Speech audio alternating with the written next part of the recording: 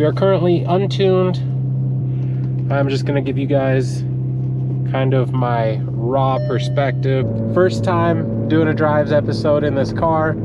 I was gonna try it the day that I got the car registered, but I realized since this is such a nice car, it has like the fixed headrest, or the seats are just one piece basically. They don't have like the adjustable headrest, and that's what I used to use to mount my old camera setup and do the drive videos on the Jetta.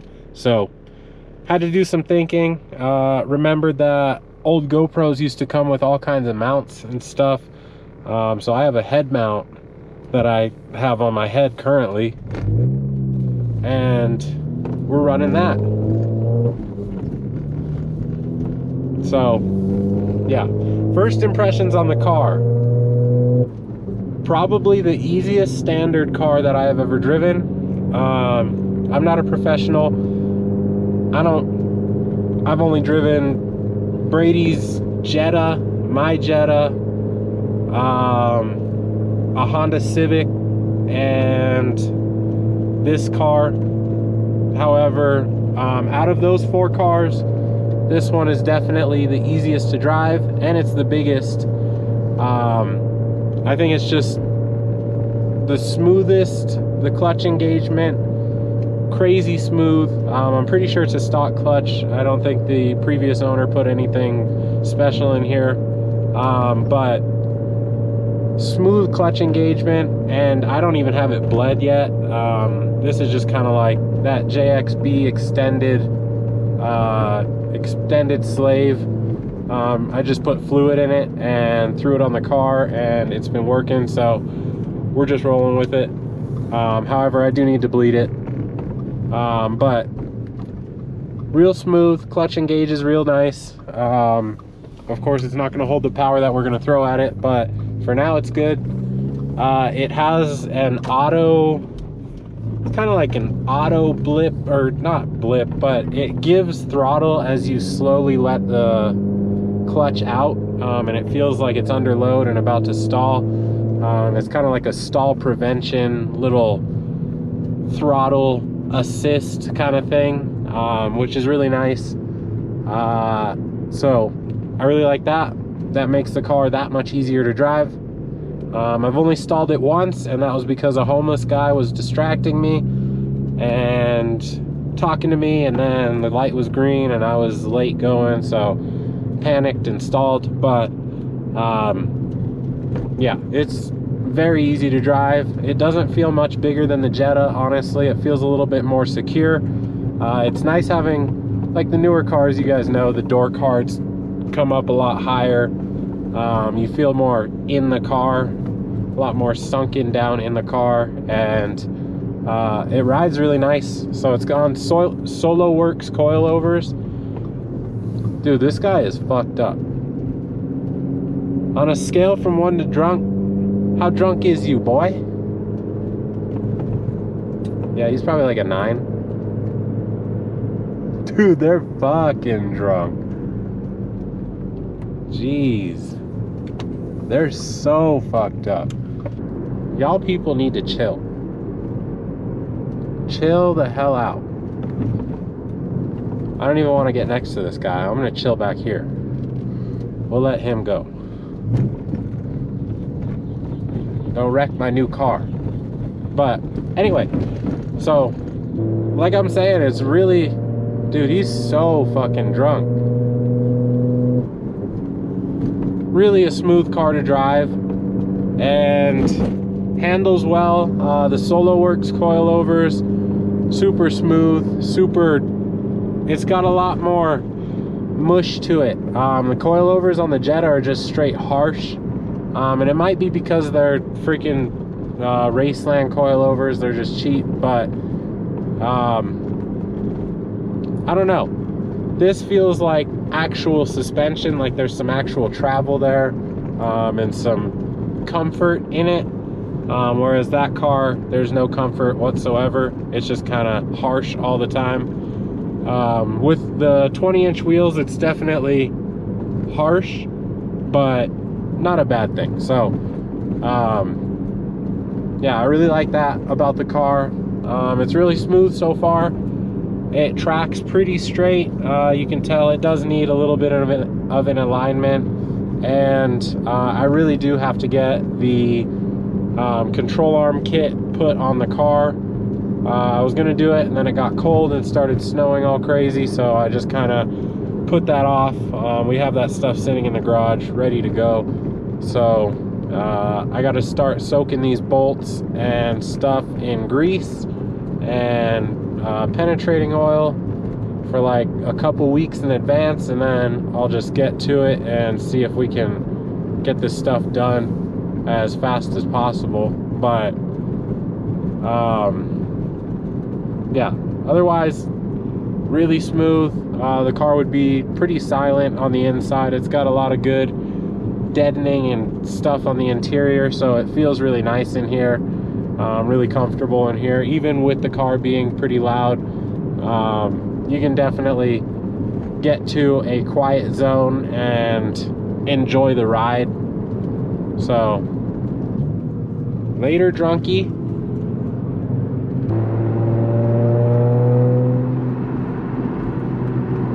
So off the rip, it doesn't feel like there's anything crazy done to the car. No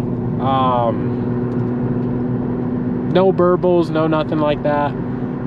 The tune seems pretty stock.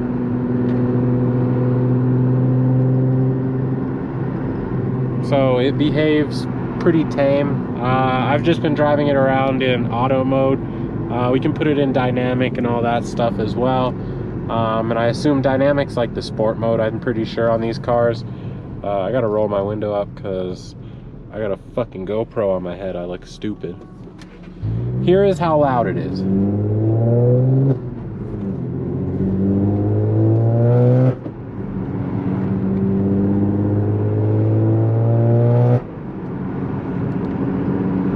Pretty freaking loud. But it's kind of fun. Like, I get it. I get it. I get why people have their car super loud. It's kind of fun. This thing revs up so fast, it's nuts. This is a totally different experience than the Jetta. It actually goes based on pedal pressure. If I just mash the gas, this car goes. The Jetta was kind of like, if I held the gas any more than like 25%, the turbo would kind of light up no matter what. It's a very interesting sensation. It's very predictable on that car, especially after driving it forever, but it's crazy how much more predictable and direct the supercharger is. It is literally like how hard you press the throttle is how fast you're gonna go. So it's a very, it's simple. It's so simple. The power band is so linear compared to the turbo, where it's like, okay, give it like 25% throttle, wait a few seconds, and then it comes in, and then you can roll into the throttle a little bit more, and then you're really rolling. But this is like step on the gas and you will go. So that's kind of a new experience for me. So here's like a downshift. We're currently in 4th gear. It's like, it's so direct. It's crazy. Like, that revs up so fast. I'm not used to that stuff.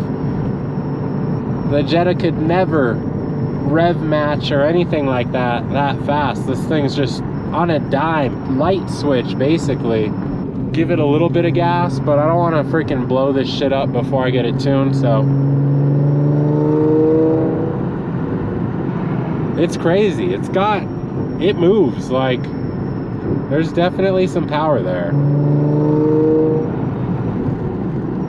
But yeah, we gotta get a tune, and I gotta figure out this exhaust situation because it's so raspy.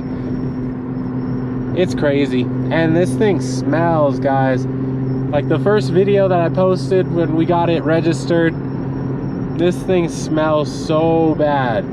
It's crazy. Like, it is crazy. We're gonna have to get that E40 in here ASAP because she's a stinky girl. She smells so bad. And like, I like, also another thing, it whistles from somewhere. I don't know what it is, if it's the mirror or whatever, but there's a slight whistle coming from this area. I assume it's something to do with the mirror.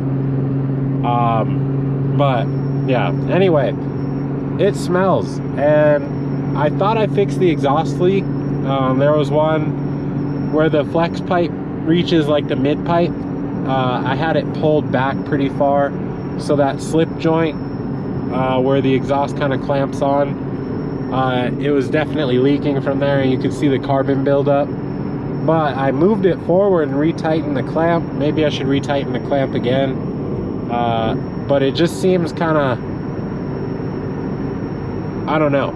And then on really cold days, you can see the steam coming out of the exhaust and how turbulent it is behind the car. And it kind of just like follows the car. It doesn't ever really get away from the car. So it's actually like pulling air back towards me. So that could be why so much of the carbon monoxide is getting back in the car. But so windows up, totally fine. Windows down, it starts to smell, and you'll smell it on your clothes within like 10 minutes because it's just constantly getting in the car.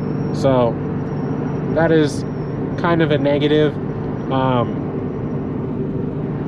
I'm someone that likes the smell of exhaust, so it's not like the end of the world, but this thing smells, man. It smells like pollution. Like, it has like that harsh pump gas smell that everyone hates, is exactly the smell that this thing makes. Sometimes it smells good, but this, however, does not. So yeah, at some point, definitely putting it on that E40 is the goal, and we'll be chilling.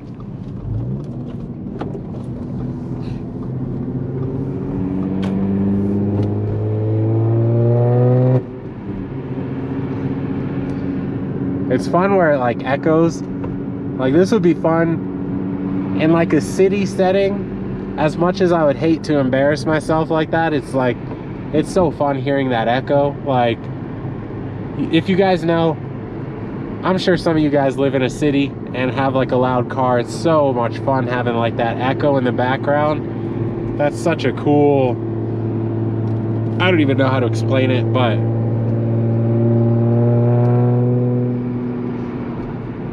the loudness is fun. It's not ideal, but it's exciting. The thrill of it is definitely nice. And then, so another thing with the car, a bunch of people were warning me about the Mishimoto thermostat and that it was gonna fail prematurely and all this stuff. I don't know. I haven't seen anything yet. Nothing weird yet. It hasn't started leaking coolant yet. Usually the car's thermostat would just keep it right in that middle section there, and the car would be happy right there. With the Mishimoto thing, it stays just below that, and sometimes can even work itself back down to like the quarter way warm mark, which is kind of low for what I would normally think it would be at. So it's a little bit interesting. Hopefully the car is okay. It doesn't seem like it's doing anything bad, but just new. So we're just trying to figure out all these so many new quirks and stuff to the car that the Jetta doesn't do or whatever. It's just way different. So just trying to figure everything out and get a feel for it and get used to it and enjoy it. So yeah, but it's definitely fun. It's definitely way faster than the Jetta, at least like off the initial hit. God, I feel freaking stupid with the GoPro on my head. but whatever.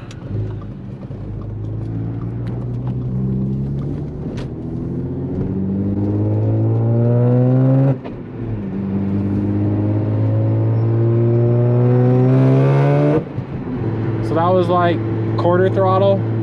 A little bit more than quarter throttle. It definitely pulls, like, and that's just in auto mode. It's not in dynamic mode, which is kind of like the sport mode for Audi. So totally different. Sorry, I gotta roll that thing up. I'm over here poisoning myself. I'm gonna pass out, guys. Too much carbon, too much pollution. I can't see, he's blinding me.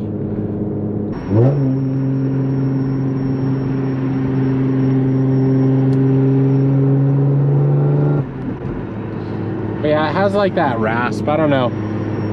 The more throttle you give it, like down low it sounds real clean, it's just loud. And then as you get up in the RPMs, it really just gets raspy and kind of gross. Really uneven sounding, which kind of sucks, but is what it is. We'll get it all figured out, get it all sorted at some point. I don't even know what else I can talk about with the car. Everything so far just feels really good. Shifter needs some work.